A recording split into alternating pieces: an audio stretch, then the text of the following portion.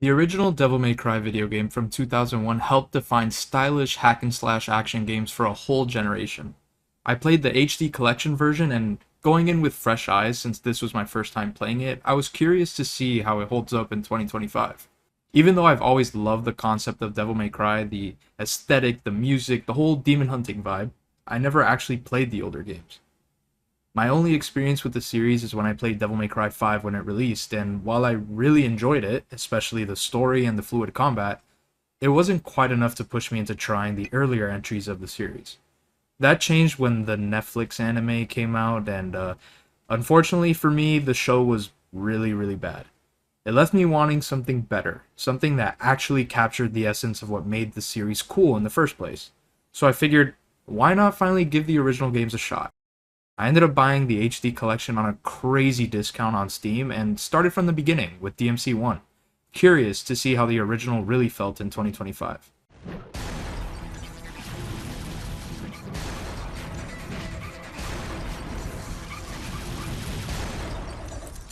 Let's rock, baby.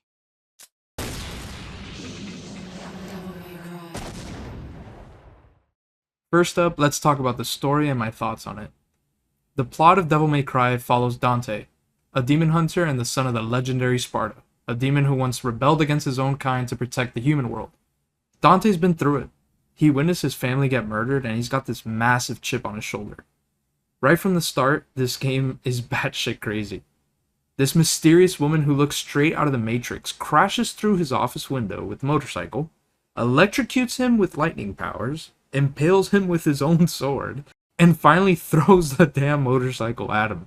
This is light work for Dante though, as he's half demon, and he just shrugs it off. After all this, Trish funnily enough tells Dante that he's not his enemy, and goes on to tell him that Mundus, the demon Sparta sealed away, is returning. She needs his help to stop him, and so Dante heads to Malay Island where the majority of the game takes place.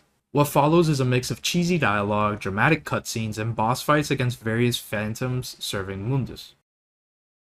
We also get hints at Dante's trauma. The way he talks about his mother, the emotional reaction to Trish, who happens to look just like his mother, and the way he treats the whole mission like this personal vendetta rather than just another job. There's even a moment of psychological tension when Dante fights what appears to be an evil reflection of himself, a mirror doppelganger who becomes visibly disturbed at the sight of Dante's amulet. He disappears, but it's hinted at to be Virgil, Dante's quote-unquote dead twin brother.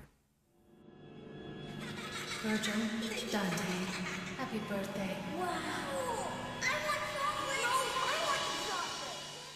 It adds just enough mystery and emotional charge to keep things interesting. And then there's Trish's betrayal. After all the chemistry, she turns on Dante mid-boss fight. Even then, she saves her because, in his own words, she looks like his mother. This goes to show how much his family still weighs on him, and possibly some survivor's guilt. We find out Trish was working with Mundus, and she ends up getting captured by him, but she ends up breaking free and sacrifices herself to save Dante, only to be resurrected in the final act. Dante goes full demon mode, defeats Mundus, Jackpot.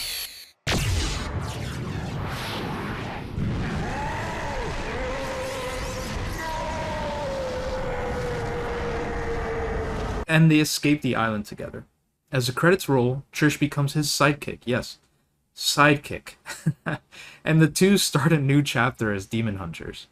The story isn't deep in a literary sense, but it's stylish, confident, and packed with themes of revenge, loss, betrayal, and survival, all viewed through the lens of early 2000s anime melodrama. It also introduced us to Dante, who would go on to become one of gaming's most iconic characters, and honestly, that's kind of the charm.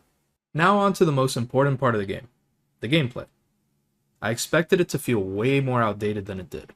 Sure, it's nowhere near as refined as DMC 5 or even the later entries, but there's still something addictive about how it all works. The combat is flashy and responsive.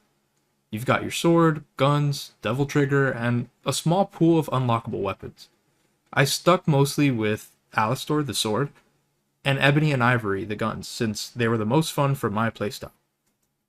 The floating lightning attacks in Dante's devil trigger state were a highlight too for me. Boss fights were surprisingly challenging though.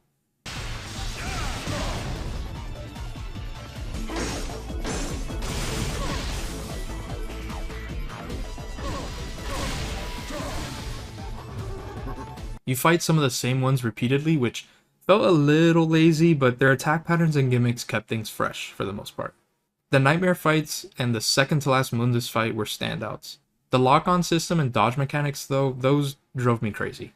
Dodging by holding the RB or R1 button is a pain, especially in tight spaces. And the static camera angles?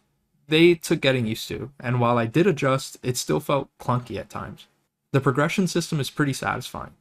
You get graded for your performance at the end of missions, so there's always an incentive to get better and land those stylish combos, but it's not just about style for style's sake.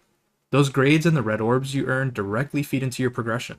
The game only lets you upgrade at specific locations or between missions, which means you'll often find yourself low on health, without healing items, and pushing through encounters with whatever you've got left.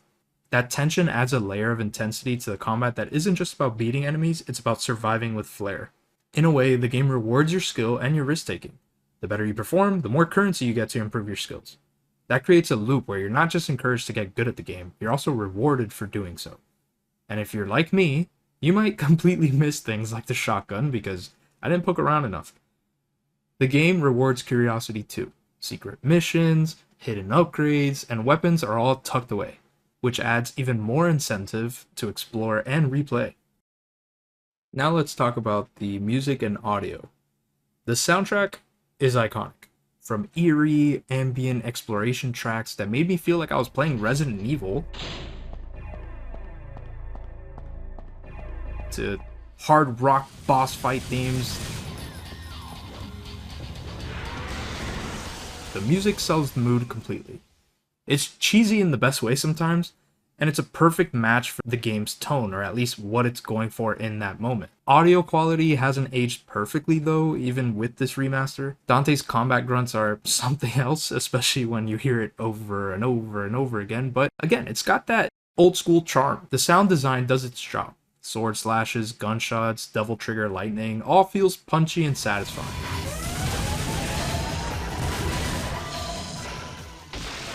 So what's to like and not to like? There was a lot that I ended up liking about this game, but there are a few things that definitely showed at the game's age. Starting with the good, the combat is still a lot of fun even today, especially with how it lets you experiment with different playstyles.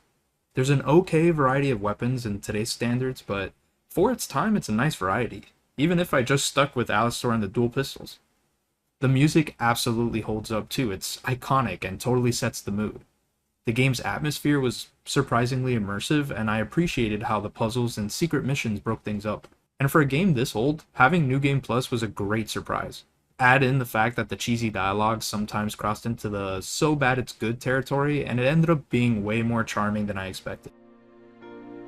I should have been the one to fill your dark soul with light! Oh, and the HD collection version on PC ran flawlessly for me for at least this title. But it wasn't all smooth. Having to hold RB or R1 to dodge felt clunky and counterintuitive. The boss variety was a letdown too, fighting the same handful of enemies over and over wore me thin. The camera and lock-on system could get frustrating too, especially when the fixed camera made things even harder than they needed to be, like for something simple like jumping. Some of those mechanics just haven't aged well. After all, the original came out over 20 years ago. All in all, Devil May Cry might be rough around the edges by today's standards, but it holds up surprisingly well, all things considered. The combat is still fun, the boss fights are challenging, and the overall atmosphere is stylish and immersive. The puzzles are just enough to keep things interesting, and the story, while totally melodramatic, has heart. Would I recommend it in 2025? Absolutely. Especially if you're interested in seeing where stylish hack-and-slash action games began. Playing through this game has actually made me want to go back and revisit Dante's entire arc across the series.